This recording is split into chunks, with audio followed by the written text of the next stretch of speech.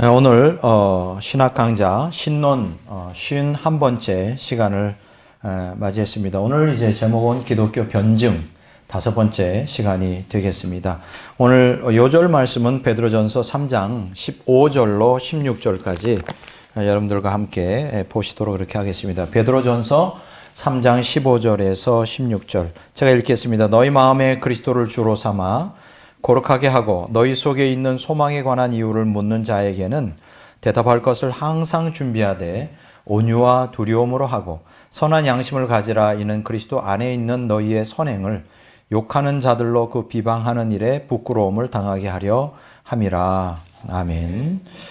이제 오늘 아마 기독교 변증의 마지막 시간이 되겠습니다. 그동안 여러 번에 걸쳐 우리가 변증, 기독교 변증에 대해서 말씀을 드렸는데요.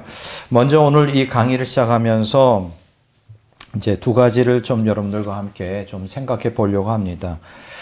뭐냐 하면 종교적 계토에서 벗어나 변증의 도구로서 이중 언어의 능력을 개발하라. 이게 이제 첫 번째 여러분들에게 드리고 싶은 얘기고요. 두 번째로는 지적 약탈자들로부터 기독교 세계관을 지키기 위해 성경적 도구 상자를 개발하라. 이게 두 가지인데, 그리고 이제 오늘 강의의 세 번째 시간에는 이제 기독교 변증학 방법론, 어떻게 변증을 할 것이냐, 어떤 자세로, 어떤 내용으로, 또 어떤 방식으로 변증할 것인가, 이렇게 이제 오늘 세 가지 부분에 대해서 여러분과 함께 생각해 보고자 합니다. 지금 제가 언급한 앞에 두 제목은 정말 대단한 제목이에요.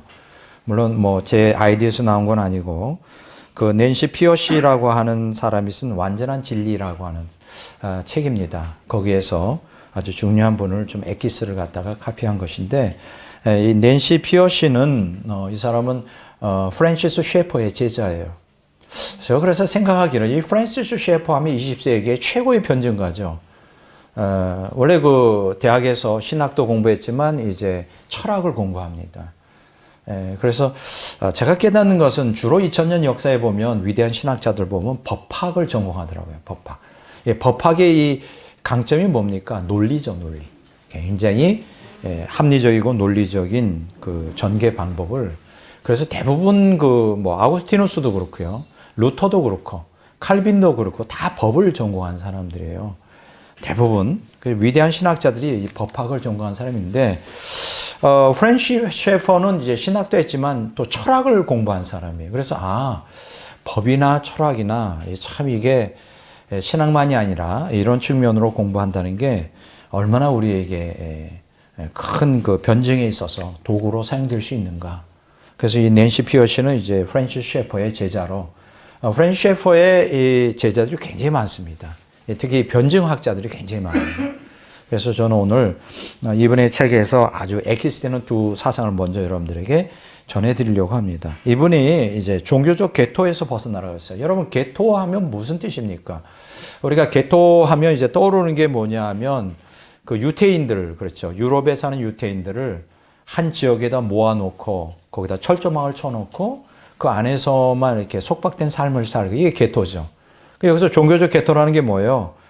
기독교라고 하는 그 교회, 그 공동체 안에서만 그리스도인들을 머무르게 하는 거예요. 그러니까는 세상과 분리된 삶. 그러니까 다른 말로 말하면 세상과 분리되어 소외된 삶을 이제 종교적 계토라는 거예요. 근데 원래 그 예수님께서 우리를 부르실 때 마치 이 종교적 계토처럼 뭐 교회 공동체 안에서만 살라고 부른 건 아니잖아요. 물론 세상에 물들면 안 되지만 또 세상으로부터 완전히 또 이렇게 세상을 떠나서 사는 게 하나님의 뜻이 아니죠. 예수님이 말씀하신 것처럼 내가 저들을 세상에 보냅니다. 물론 저들이 세상에 속해 있지 않습니다를 전제로 하고 세상에 보낸다, 이렇게 했거든요. 근데 이제 오늘 우리 2000년 기독교 역사에서 보면 참 조심해야 될 게 뭐냐면 종교적 계토에 머물려고 하는 욕망들이 있어요. 가만 보면 교회에서는 참 신앙생활을 잘하는 것 같아요. 교회 안에서는 잘하는데 일단 사회로 나가면 이 신앙이 거기까지 영향을 못 미치는 경우가 많습니다. 그 왜 그럴까요? 종교적 계토에만 머물러 있는 습관이 쌓여서 그렇죠. 그래서 여기 보면 이 저자가 종교적 계토에서 벗어나라 그래요. 우리가 세상에 복음을 전하기 위해서는 교회 안에서만 머물면 안 되잖아요. 흩어지는 교회, 모이는 교회도 있어야 되지만 또 흩어지는 교회도 있어야 되잖아요. 그래서 변증의 도구로서 이중 언어 능력을 개발하라. 여러분 이중 언어라는 것도 알죠. 내가 한국어를 하면 뭐 영어도 할 줄 안다든가 뭐 이런 게 이제 이중 언어 능력인데, 여기서 말하는 이중 언어 능력이라는 게 뭡니까? 우리가 성경적인 용어에 대해서는 익숙한데 그 세상적인 용어, 여러분들이 기억하시는 것처럼 문학이나 철학이나 혹은 과학에서 그들이 쓰는 독특한 언어들이 있잖아요. 물론 신학도 있지만은.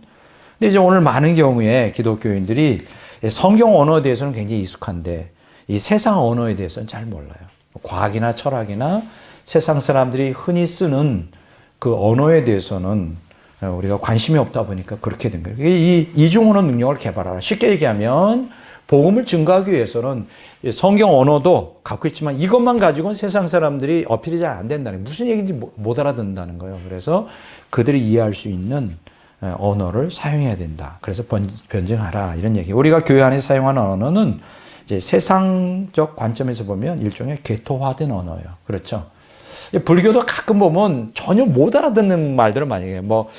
뭐 스님부터 시작해. 뭐 스님은 알아듣잖아요. 뭐 중생 뭐 이런 거라든가.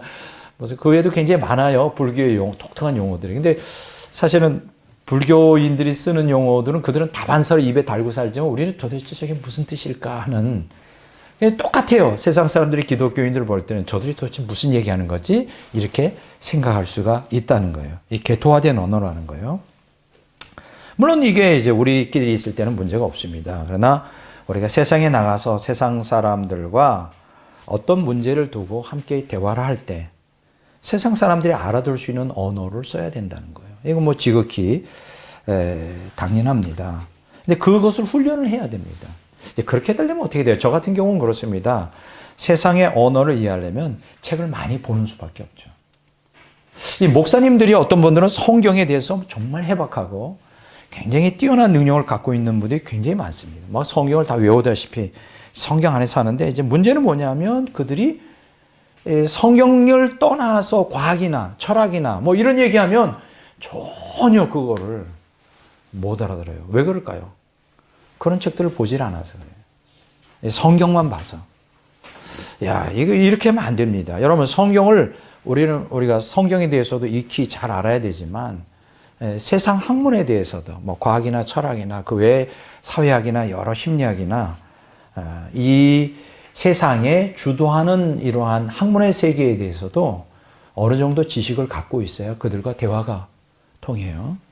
제가 왜 이런 얘기 하느냐면 이 하나님의 특성 혹은 성경의 특성 때문에 그래요.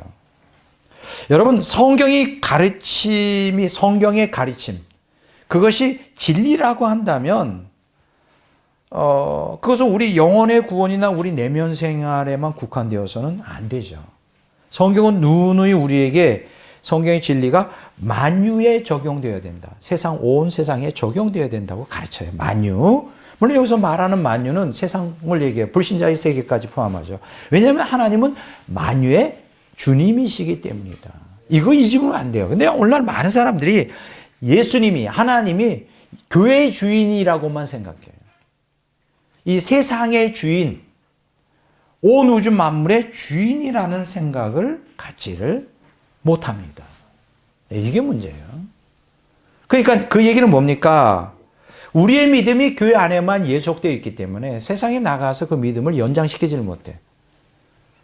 사실 우리가 직장생활이나 사회생활 할 때도 우리가 그리스도인으로서 하나님의 자녀라는 게 막 그들에게 어필이 돼야 되는데 불신자들하고 전혀 다른 생각과 다른 그 행동이 안 보이니까 저 사람이 정말 그리스도인이라는 걸 사람들이 잘 이해를 못해요. 영향을 못 끼치는 거죠. 자, 이 고린도전서 15장 28절에 만유의 주라고 그랬어요. 자, 그리스도가 십자가 위에서 피 흘리심은 기독교인들을 위해서 죽은 게 아니죠. 만유를 위해 죽은 거예요. 만유를 하나님과 화해시키기 위해서. 이 골로새서 1장 20절의 말씀이죠. 따라서 교회는 만유를 회복시키시는 그리스도의 사역에 함께 참여하는 자가 돼야 돼요. 참여하는 자가 되도록 부름받은 공동체죠. 예. 자, 에베소 1장 22절 23절에 보면 나옵니다. 또 만물 그 발 아래 복종케 하시고 그를 만물 위에 교회를 묘리를 삼았습니다. 그러니까 교회가 만물 위에 있는 거예요. 만물을 그리스도를 통해 하나님과 화목시키는 그 역할을 뭐 해야 되냐? 교회가 해야 되는데 교회가 그 역할을 못하면 하나님의 뜻에서 벗어나는 거예요. 왜 유대인들이 하나님께 왜 징계를 받았는지 아십니까? 유대인들은 하나님이 자기네들의 하나님이라고만 생각했어요. 그렇지 않잖아요. 여러분 창세기 12장 1절, 2절, 3절에 보면 아브라함을 부를 때 너는 만민을 위한 하나의 복의 근원이 되고 너를 통하여 만민을 복주기 위해서 택했다는 건데 이 유대인들은 그런 생각이 전혀 없어요. 우리는 아브라함의 자손이다. 우리는 할례 받았다. 저 이방인들은 개다. 저들은 지옥의 불쏘시개야. 우리만 구원받아. 이건 잘못된 거죠. 이상하게 우리도 이 종교적 계토 유대인들처럼 많은 기독교인들이 그렇게 빠져 있어요. 세상의 영향을 못 끼쳐요. 우리를 통하여 세상 사람들에게 복음이 전파되므로 저들도 이 은혜의 복에 함께 동참해야 되는데 그런 생각이 전혀 없다. 이게 참 문제가 심각한 것입니다. 그리고 그리스도인들은 성령 안에서 성령님의 능력과 지혜로 자신이 처한 삶의 각 영역에서 회복의 사역을 맡은 사람들이에요. 그러니까 어떤 한 공동체나 지역사회에 내가 들어감으로 하나님의 자녀인 우리가 들어감으로 하나님과 회복시키는, 하나님께로 회복시키는 그런 역할을 해야 돼요. 영향을 끼쳐야 된단 말이에요. 근데 우리 한국에 수없이 많은 기독교인이 있는데 오히려 거꾸로 교회가 지탄의 대상이 되어버리고 있다. 이거는 참 심각한 문제다. 이렇게 생각을 합니다. 자, 그래서 그리스도인의 삶의 영역은 개인적인 것을 넘어 일상 모든 것으로 확장되어 나가야 돼요. 마태복음 5장 14절 16절에 나오죠. 우리는 세상의 소금이라고 그랬지 교회의 소금이라고 말하지 않았어요. 세상의 빛이라고 그랬지 교회의 빛이라고 말하지 않았어요. 여러분 기억하시기 바랍니다. 자, 일상 어느 것도 하나님의 것이 아닌 게 없어요. 신명기 10장 14절, 시편 24편 1절에 보면 모든 만물이 다 하나님의 것이에요. 그러므로 믿음의 언어를 세상의 언어로 끊임없이 번역하여 바꾸어 나가는 작업을 해야 된다. 번역할 수 있는 능력을 배양해야 돼요. 그러려면 우리가 세상 언어를 이해해야 되지. 그렇죠? 성경 언어만 이해하는 게 아니라 세상 언어도 이해하여 그거를 성경 언어를 세상 언어로 또 세상 언어를 성경 언어로 구사할 수 있는 이 양면의 능력을 갖춰야 되는데 재밌는 게 뭔지 알아요? 기독교인 가운데도 성경 언어는 굉장히 잘 알아. 근데 세상 언어를 전혀 몰라. 그러니까 어떻게 돼요? 제한받죠. 교회 안에로만. 세상 사람과 대화가 안 돼요. 전도하고 싶은데 불신자들을 설득해야 되는데 그들은 세상 언어만 갖고 있는데 우리는 성경 언어만 갖고 있어요. 그러니까 그들이 우리가 말하는 걸 들으면 외계인이 말하는 것 같이 느껴진다. 뭔 소리예요? 영어 말하는 것처럼. 뭔 소리예요? 또 한 가지 재밌는 것은 교회 안에 있지만 너무 세속화돼서 성경 언어를 모르는 사람이 있어요. 이 세상에 찌들어가지고. 그러면 이 사람들은 세상에 돌아가는 것을 성경 구속사적으로 해석할 수 있는 능력이 또 없어요. 이야, 여러분, 오늘 기독교인들에게는 어떤 능력이 있느냐? 두 가지 능력이 있어야 돼요. 이중 언어 능력. 하나는 뭐냐? 지금 다시 얘기한 대로 성경을 통하여 만나고 경험되어진 하나님의 경험을 세상 사람들의 언어로 재해석해 줄 수 있는 이중 언어 능력이 있어야 되고 또 한 가지는 지금 예를 들어서 지금 그 코로나 바이러스가 전파되고 막 불안이 확산되고 지금 국가적인 차원에서는 예배 드리지 마라 계속 옵니다. 저한테도 계속 와요. 아마 여러분들에도 주말만 되면 주일인데 일요일 날 교회 가지 말고 아주 그럴듯하죠. 혼자 예배를 드려라. 그리고 주변에서 또 계속 괴롭혀요. 막 가족이, 친구가, 막 회사에서 괴롭혀요. 그러면 우리도 모르게 불안해져. 나만 바보인 것 같고, 그런데요. 여기가 문제예요. 뭐냐면, 제가 내일 이제 우리 신학교 강의 시간에도, 개강 예배 때도 얘기를 하겠지만, 지금 왜 하나님이 이러한 코로나 바이러스를 허락했는가? 이 구속사적으로 또 해석할 수 있는 능력이 있어야 돼요. 그냥 현상만 보지 말고 지금 현재 돌아가는 그렇죠. 현상만 보면 공포스럽죠. 나도 걸릴 것 같고 너도 걸릴 것 같고. 근데 아니에요. 여러분. 여러분 기억하십니까? 하나님은 이사야서 44장에 보면 하나님은 만유의 주님이시고 역사의 주관자시에요. 이거부터 우리가 믿어야 되는데 많은 기독교인들이 이걸 안 믿는 것 같아. 하나님이 역사의 주관자. 그러면 지금 코로나 바이러스가 이렇게 창궐하는 것도 뭔가 섭리가 있을 거라고요. 여러 가지 지금 이 코로나 바이러스가 하나님의 뜻을 이루는 여러 가지 일을 다중적으로 하고 있어요. 여러분 아십니까? 다중적으로 하고 있다는 건 이게 보여야 된다고. 이 구속사, 그러니까 세속사에서 구속사가 보여야 돼. 그런데 세속사를 구속사로 해석할 수 있는 이중 언어 능력이 없어버리면 따로 노는 거예요. 교회 생활. 그러니까 그 사람이 진짜인지 가짜인지 알 수 있는 가장 쉬운 방법이 뭐냐면 따로 노는 거. 교회 생활을 열심히 하는 것 같은데 막 10년, 20년, 30년 하는데 이런 위기 상황에 막 당황해버려. 왜 그럴까? 해석할 수 있는 능력이 없어요. 이 하나님의 의도를 간파를 못해. 지금 코로나 바이러스를 통하여 수없이 많은 역사들이 한꺼번에 이루어져요. 이게 복합적으로. 이게 항상 구속사거든요. 제가 볼 때는 그게 보여요. 이게 분별력이 보인다고. 이 세속사를 구속사로 해석하는 이 훈련을 저는 바른신앙 연구를 통하여 계속 해왔거든요. 저는 걱정하지 않아요. 하나님께서 적당하게 이 나라를 얼마나 사랑하셨으면 이런 역사를 일으킬까. 이렇게 생각 안 해보셨나요? 기본적으로 뭐 여러 가지 이유 들을 수 있습니다. 제가 여러 번 얘기했습니다. 하나님께서는 이 대한민국을 징계하실 것이다. 너무 교회가 세속화돼가지고 가만 놔두지 않을 거예요. 가만 놔두면 그건 사생자죠. 뭐 징계하는 방법이 여러 가지 있다고 제가 여러 번 얘기했어요. 전쟁일 수도 있고, 아니면 뭐 경제가 다 파탄 나서 뭐 제2 IMF보다 뭐 몇 배 더 심한 완전히 붕괴되는 그런 게 있을 수 있고, 세 번째는 질병이다, 전염병이다. 근데 이 세 가지 중에 가장 그래도 아주 경한 징계가 전염병이에요.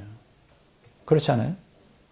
좀 다 걸리지도 않을 뿐더러 걸려도 치사율이 그렇게 많지는 않아요. 단지 이제 경고만 해줄 뿐이죠. 자, 그런데 이것 때문에 지금 어저께 보니까는 104개 뭐 국가가 아니에요. 국가로 치면 한 5, 60개 국가가 되는데 한 104개 지역에서 우리 한국에 여행을 오지 말라고.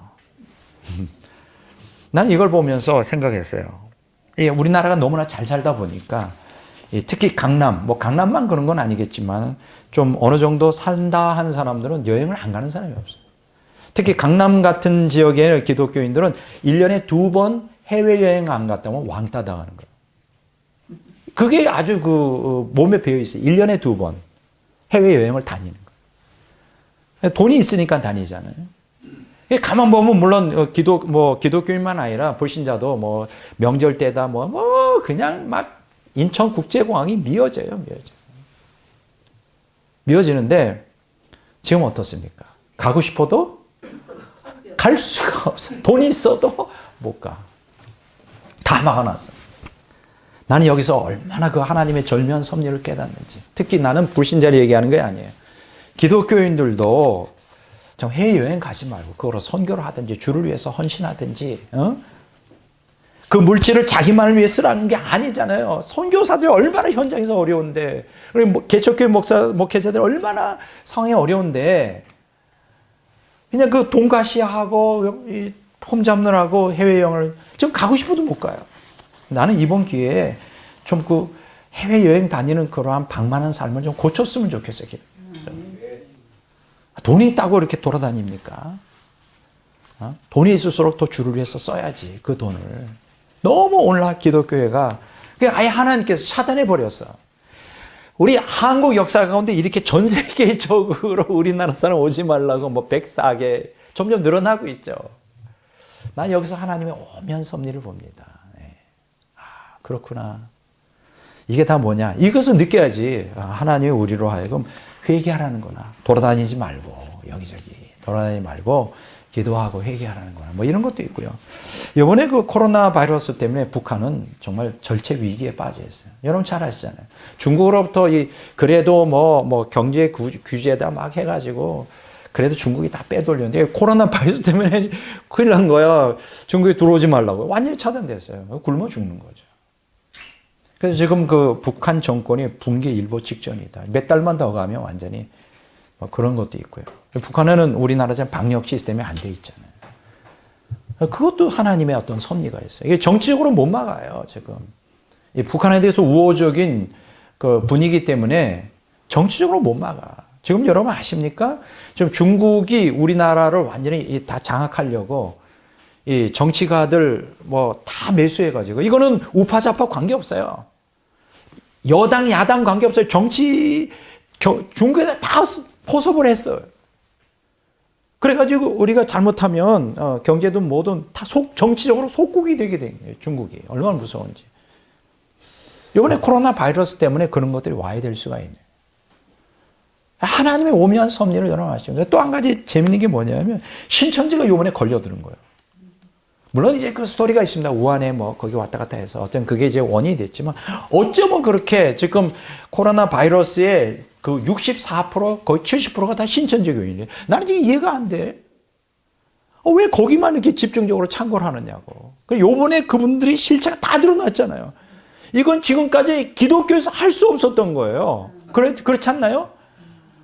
아니, 개신교에서는 짤짤짤짤짤매 할 수 없었던 것이 이제 코로나 바이러스로 인해 다 그 실체가 드러났어요. 막 신문마다 그냥 이제 온 국민이 알게 됐어요. 아, 신천지 이단, 저 집단은 좀 이상해요. 가까이 가면 안 되겠구나. 완전히 이상해요. 대부분 코로나 하면 다 신천지 교인들이 연루가 되어 있어요. 묘하지 않아요? 이런 역사를 누가 일으키느냐고요. 코로나 바이러스 아니면 할 수가 없는 거예요. 굉장히 여러분, 이런 걸 통해 또 우리가 있죠.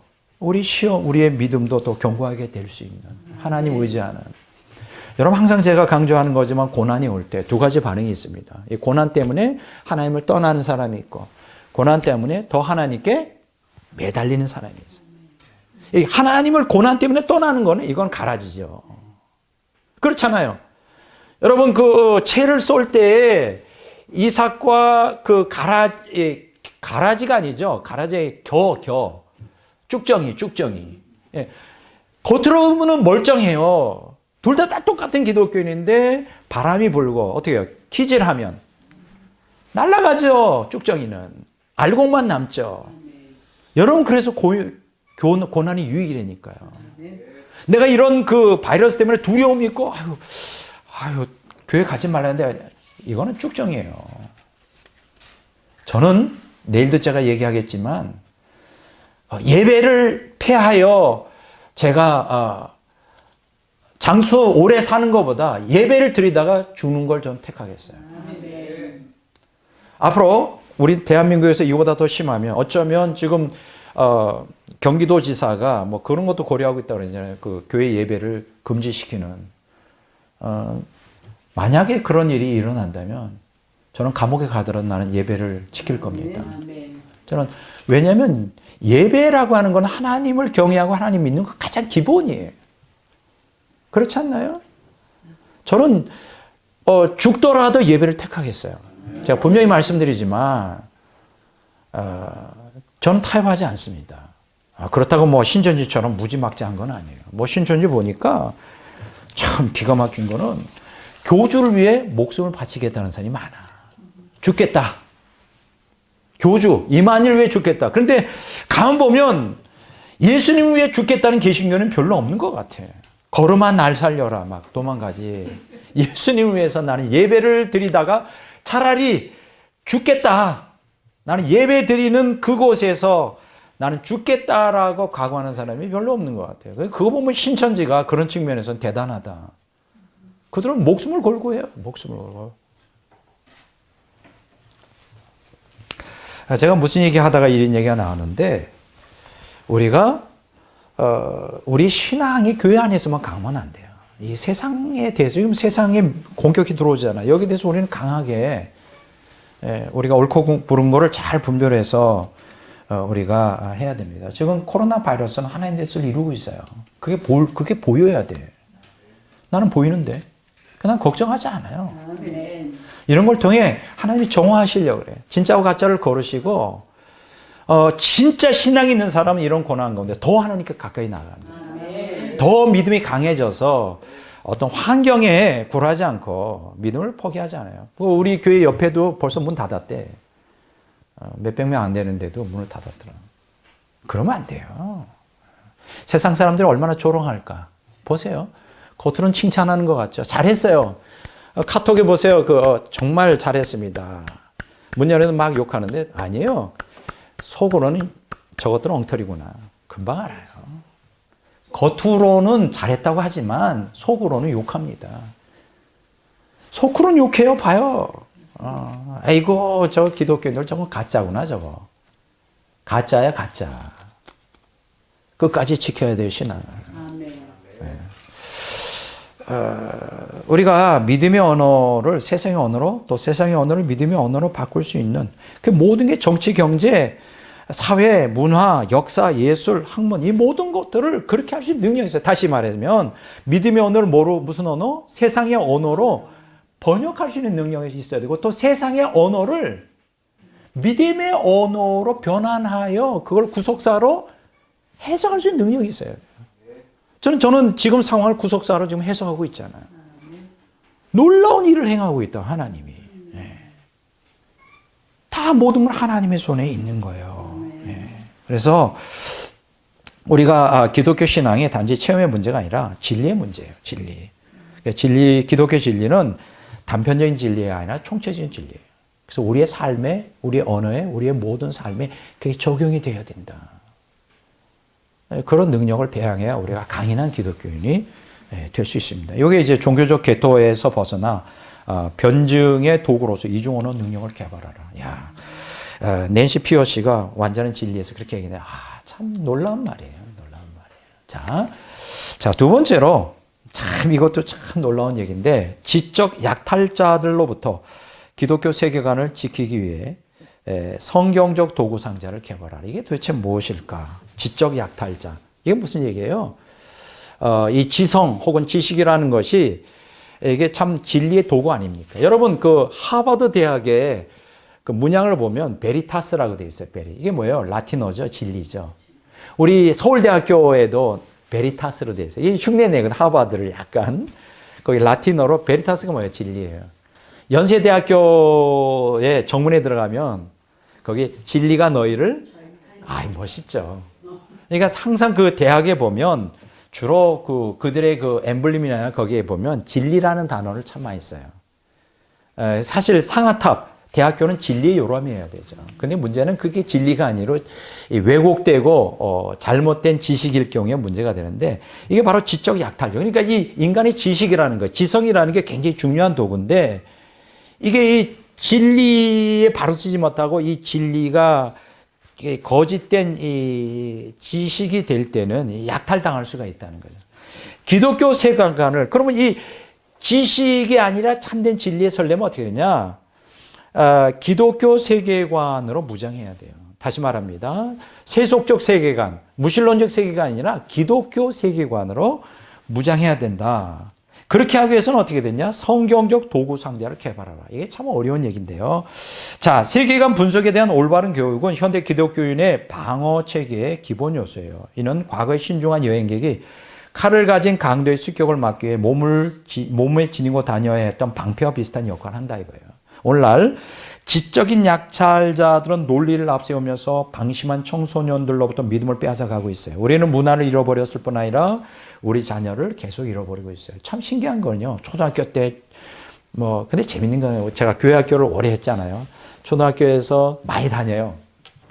중학교 올라갈 때 1차 떨어져. 세상은. 중학교에서 또 좀 다니다가 고등학교 올라갈 때 또 떨어져. 고등학교 열심히 신앙생활하더니 대학 들어가면 거의 다 떨어져. 왜 그럴까요? 지적 약탈자들이 와서 그들을 뺏어가는 거예요. 지적 약탈. 그 얘기는 뭐예요? 기독교가 지적인 측면에 약하다는 거예요. 믿음만 강조하고 체험만 강조하지 이 지성의 훈련, 그것이 지성의 훈련이 무엇을 통해 해야 될까? 기독교 세계관에 근거하여 지성의 훈련을 해야 되는데 교회에서 그런 걸 가르쳐 본 적도 없고 부모들이 그것을 가르친 능력도 없고 아무도 안 가르쳐 주는 거예요. 그러다 보니까는 이 아이들이, 자녀들이 학교에서 많이 세상 학문을 배우면 배울수록 신앙을 잃어버리는 거예요. 이게 정말. 그동안 교회는 뭐 했느냐? 그냥 믿으러가만 강조한 거예요. 그냥 체험만 강조한 거예요. 여러분, 성령의 불 받아도 하나님을 떠날 수 있어요.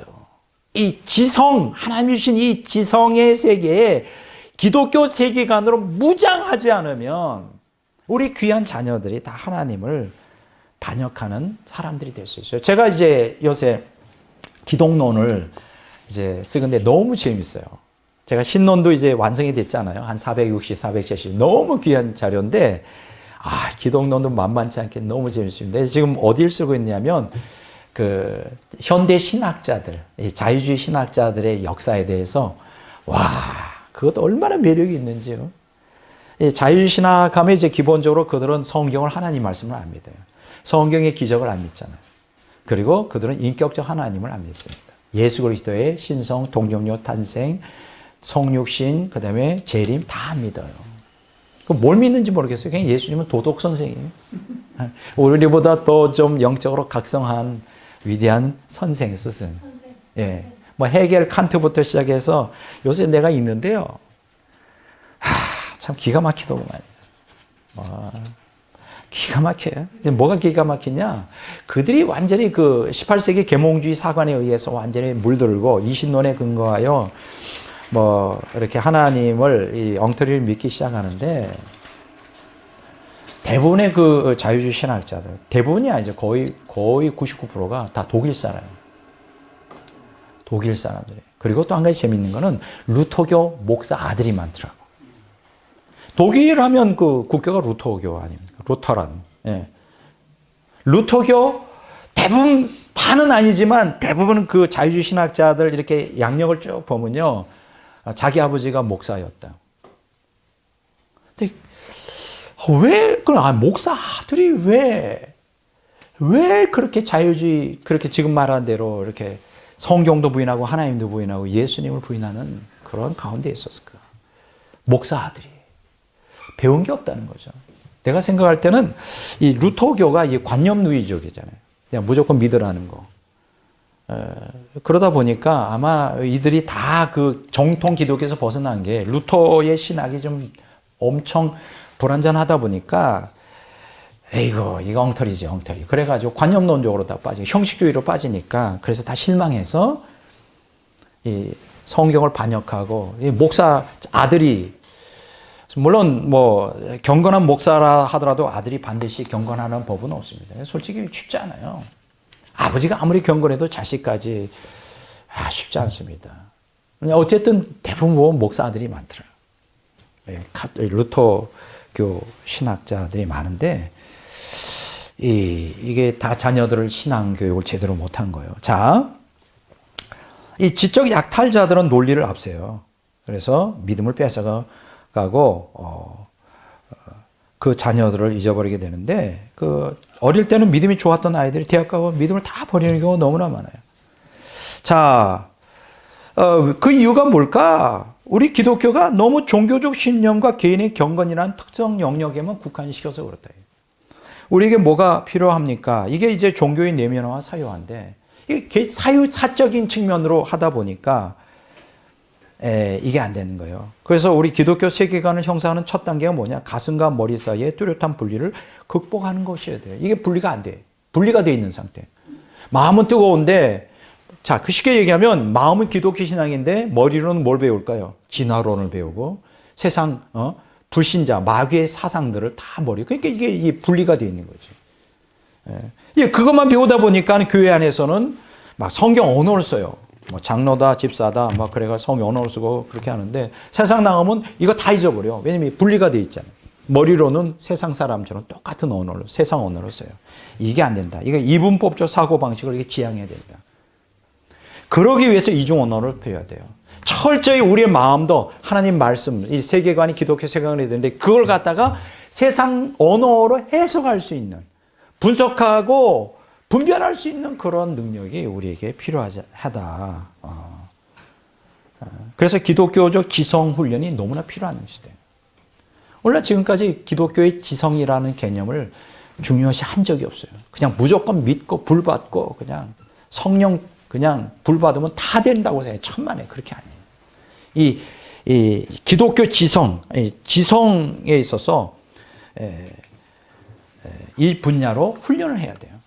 세상에서는 전문성을 지닌 고도의 교육을 받았을지 모르고 또 자기 분야의 최고의 권위를 가졌을지 모르지만 성경적 세계관을 갖지 못하고 기독교적 지성 훈련을 못하면 아주 그 유아기적으로 나갈 수밖에 없는 것입니다. 자, 도덕적 존재로서 그리스도인은 세상에서 성경 윤리를 따라 살아야 돼요. 영적 존재로서 신자는 하나님께 기도하고 예배를 드려야 하지만 사고하는 존재로서 현대의 그리스도인들은 세속주의에 굴복해 세속적 지성이 만든 준고틀과 세속적 평가 기준을 받아들이면 안 돼. 받아들이고 있어, 이걸. 이거 참 심각한 문제입니다. 요새 그 이호령 교수는 내가 잘 모릅니다. 그거 잘 하시잖아요. 그 딸이 누구예요? 이민아 목사님, 아주 훌륭하신 목사님이 되고 이제 그 이민아 목사의 전도를 통해 이호령 교수님 회심했는데 이제 많은 분들이 이호령 교수의 회심에 대해서 의심하는 사람들이 많아요. 진짜 거듭났냐? 왜냐하면 이호령 교수가 워낙 그 세속적인 지성인이잖아요. 근데 이게 이 기독교 세계관으로 완전히 변혁을 이루어 자기가 잘못된 것을 믿었구나 하는 그 영적 분별력으로 버려야 되는데 그냥 갖고 있어요. 입술로는 예수님을 고백하지만 신앙 고백하지만 제가 충격을 먹은 게 그게 사실일 거예요. 이호령 교수님이 성경을 신화로 봐요. 이건 말이 안 되죠. 그분이 진짜 성령의 사람이라면 성경을 하나님의 말씀으로 볼 수밖에 없어요. 성령의 사람이고 성령이 그 안에 내주하면 이 성경이 성령의 감동으로 되었기 때문에 아무리 학박사 아니라 천재라도 성경은 하나님의 말씀으로 보는데 신화로 봐요. 제가 문학 작품으로 보고. 그러니까 자유주의 신학자들과 별반 다른 게 없는 거예요. 나하고는 아무 관계가 없는 그 어떤 이신론적 신? 그게 걱정이 되더라고요. 나는 이호령 교수가 그냥 순수한 신앙인인 줄 알았는데 실제적으로 까발리니까 안 그렇더라고요. 신화로 봐요, 성경을. 성경을 진리로 하나님 말씀을 안 보면 끝장나는 거예요. 왜냐하면 하나님도 예수 그리스도도 성령도 그 모든 기독교 진리가 다 성경에서 나오기 때문에 성경의 진리라는 걸 기반으로 해서 모든 조직 신학이 다 나온 건데 성경을 부인해버리면 거기는 하나님도 없고 성령도 없고 그리스도도 없는 거죠. 굉장히 걱정이 돼요. 잘못하면 잘못 아니라 저 신앙이면 지옥 가겠구나. 위험하더라고요. 왜 그럴까요? 왜 그럴까? 이분이 완전히 기독교 세계관으로 변혁이 안 일어났어요. 입술로는 신앙생활을 하는데 본질적인 성령의 거듭남이 없는 걸까요? 굉장히 걱정이 돼요. 그분도 구원받아 천국 가면 참 좋겠는데 어쨌든 우리가 자신의 전문 분야에 관해서 대화할 때 우리 신앙이 무엇이든 비기독교인들처럼 현재 통용되는 개념과 범주를 우리가 항상 사용하고 있어요. 이걸 지향해야 돼요. 정치든 경제든 과학이든 하나님 중심으로 성경적 도구를 잘 활용해서 무신론자들, 무신론 체계로 인하여 철학 도구 상대를 차용하는 사람들에게 변증할 수 있는 능력을 키워야 돼요. 저는 그런 측면에서 참 감사하죠. 제가 신학은 물론이거니와 철학이나 과학에 대해서도 나름대로는 굉장히 노력을 많이 하고 책들을 많이 읽었기 때문에 이중언어 능력을 구사할 수 있는 능력이 있거든요. 참 감사해요. 이런 능력을 모두 목사들이 사실 가져야 되는데 쉽지는 않죠. 자, 끝으로 기독교 변증학 방법론을 오늘 베드로전서 3장 15절에 16절을 읽었어요. 다시 한번 읽고 간단히 설명하고 이제 오늘 강의를 끝내려고 합니다. 너희 마음에 그리스도를 주로 삼아 거룩하게 하고 너희 속에 있는 소망에 관한 이유를 묻는 자에게는 대답할 것 항상 준비해야 돼. 온유와 두려움으로 하고 선한 양심을 가지라. 이는 그리스도 안에 있는 너희의 선행을 욕하는 자들로 그 비방하는 일에 부끄러움을 당하게 하려 함이라. 자, 본문은 기독교 변증학 방법론, 어떻게 변증할 것이냐를 말해주고 있어요. 자, 변증은 어떻게 될까요? 그건 성령의 사역이면서 인간의 사역이에요. 성령께서 역사하셔야 되는데 인간도 최선을 다해야 된다는 거예요. 예. 그리고 변증에 성령님은 필수적이지만 설교자 역시 필수적이에요.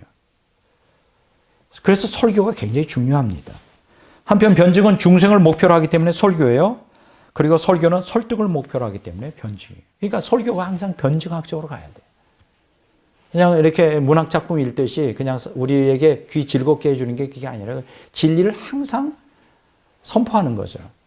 예, 저는 이제 조직신학자다 보니까 설교도 조직신학적으로 하죠. 근데 그게 꼭 뭐 잘못된 건 아니에요. 저는 변증가니까. 예, 잘못된 건 아니라고 난 생각해요. 자, 변증학의 전제가 뭡니까? 너희 마음에 그리스도를 주로 삼아 거룩하게 해야 된다. 쉽게 얘기하면 기독교 변증학은 반드시 하나님의 존재, 하나님의 주권, 성경의 권위를 반드시 믿어야 되죠.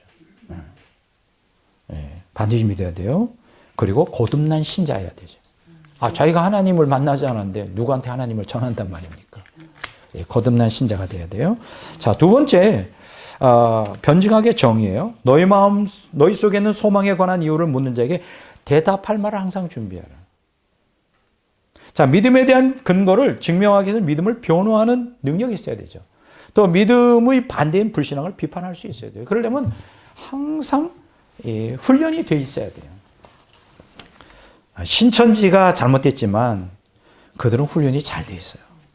그냥 달달달달 외우고 있어요. 똑같은 얘기를 100번, 1000번씩 해서 완전히 그쪽에 프로예요. 물론 그 내용이 잘못됐지만. 그러니까 전파력이 강한 거. 우리 개신교인들은 그럴까? 이게 문제예요. 훈련이 부족해요. 우리 교인들이. 훈련이 부족해요.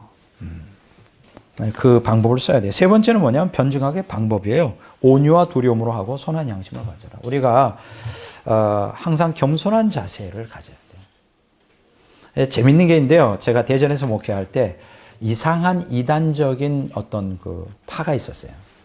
이들의 전도 방식이 뭐냐면 싸우는 거예요. 상대방을 화나게 만들어 소리 질러야 하나님께서 받아주신다. 그래서 항상 시비를 겁니다.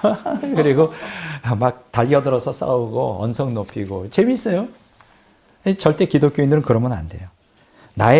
내가 아무리 옳은 진리를 갖고 있다 하더라도 교만하거나 언성을 높여서 하면 실패하는 거예요. 겸손한 마음으로 사랑과 존경심을 가지고 다툼 없이 상대를 대해야 된다. 겸손해야 됩니다. 정말. 네 번째, 자, 변증학의 효과. 이거 세 번째는 뭐냐? 기독교 변증가는 증거하는 내용과 일치하는 경건한 삶을 살아야 된다. 이게 굉장히 참 중요한 거예요. 목사가 설교하면서 그대로 안 산다? 가짜죠. 그대로 살아야 돼요. 여러분, 재밌는 건 뭐냐면 설교도 똑같이 나옵니다. 그가 살아가는 삶만큼만 나와요. 진짜 놀라워요. 속일 수가 없어요. 교인들을 속일 수가 없어. 설교의 수준은 그 사람의 전부예요. 그의 삶 전부가 설교다. 이렇게 말할 수 있습니다. 자, 네 번째, 끝입니다. 변증학의 효과는 뭡니까? 이는 그리스도 안에 있는 너희의 선행을 욕하는 자들로 그 비방하는 일에 부끄러움을 당하게 하려 함이라. 이거 뭐예요? 성경의 합리성을 통하여 성도의 믿음을 확고하게 해줘요. 자, 성경의 합리성을 변증함으로 믿음을 확고하게 해주죠. 두 번째로 불신자의 자기 합리화를 제거하여 회개할 기회를 제공하고 중도적 입장을 포기하기 촉구해요. 둘 중 하나를 선택해야죠. 그러니까 이거는 아셔야 돼요. 우리가 복음을 전하고 변증한다고 해서 그 사람들이 다 거듭나는 건 아니에요. 다만 저들에게 선택할 수 있는 기회는 줄 수 있다. 천국 아니면 지옥, 둘 중 하나 택하라. 나머지는 우리가 할 수 없어요.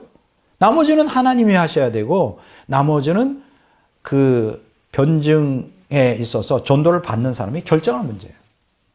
목사도 마찬가지예요. 여러분들에게 선택할 수 있는 기회를 주는 겁니다. 천국에 갈 수 있도록. 그러나 그거는 목사가 선택할 문제가 아니에요. 듣는 사람들이 가부간에 선택해야 될 문제예요. 네. 자, 이렇게 오늘 여러분과 함께 변증 방법론에 대해서 얘기했고요. 참 아주 중요한 얘기했죠. 종교적 궤토에서 벗어나 변증의 도구로서 이중언어 능력을 개발하라. 두 번째, 지적 약탈자들로부터 기독교 세계관을 지키기 위해 성경적 도구 상자를 개발하라. 참 너무너무 주옥 같은 말씀이죠. 그리고 변증학을 어떻게 할 것이냐, 이런 말씀을 오늘 드렸습니다. 이 험난한 세상에 지금 내가 분명히 말씀드리지만 종말의 재난의 시작입니다. 여러분들에게 드리고 싶은 얘기는 이번에 그 코로나 바이러스가 끝이 아니에요. 두고 보시면 압니다. 이거는 제 얘기가 아니에요. 그 마이크로소프트 회사의 누구죠? 빌 게이츠가 한 얘기예요. 앞으로 핵 무기보다 더 무서운 게 이제 전염병, 창궐이라는 거죠. 근데 옛날에는 그 주기가 뭐 10년에 한 번, 뭐 7년에 한 번 했는데 이게 점점 좁아지고 있다는 거예요. 앞으로 5년에 한 번, 3년에 한 번, 2년에 한 번. 잘못하면 이제 시간이 갈수록 매년 이런 것들이 한번 생각해 보세요. 매년 몇 개월씩 이렇게 뭐 거의 반년씩 거의 경제가 붕괴되죠. 이렇게 되면서 세계가 7년 대환란으로 가고 있는 거예요. 이제 시작이에요, 이제. 이번에 코로나 바이러스는 얘기 들어보니까 100년에 한 번 올까 말까 엄청난 파급 효과가 있어서 큰 것이라는데 이제 시작이에요. 정신 똑바로 차리고 이 마지막 시대에 영적 분별력을 갖는 게 너무 중요해요. 이 세속사를 구속사로 해석할 수 있는 이게 없으면 우리 기독교인들 당황해요. 세상 사람과 똑같아요. 영적 분별력이 있어야 돼. 그러니까 여러분들을 이 마지막 시대 사는 우리들은 영적 분별력을 달라고 기도해야 되고요. 하나님을 의지하여 더욱더 하나님을 의지하고 하나님과 함께 동행하는 만큼 영적 분별력이 생길 거예요. 미혹당하지 않을 거란 말이에요. 그래서 지금 고난이 문제가 아니라 이런 바이러스의 문제가 아니라 이런 상황 가운데 미혹당하여 하나님으로부터 떨어져 나가는 게 제일 무서운 거예요. 그래서 여러분들이 깨어 정신 차리고 이제는 제대로 신앙생활 하지 않으면 웬만한 사람들은 다 그 쭉정이로 떨어져 나갈 것이다. 진짜 알고만 끝까지 신앙을 지킬 거라는 생각이 들어요. 그래서 우리는 우리 목표가 뭡니까? 지옥 가는 게 아니잖아요. 저는 어떻게 되더라도 천국 가길 원해요. 그러니까 여러분과 제가 천국 확실히 가기 위해서는 영적 분별을 잘해야 돼요. 미혹당하지 말아야 되고 그러기 위해서는 이러한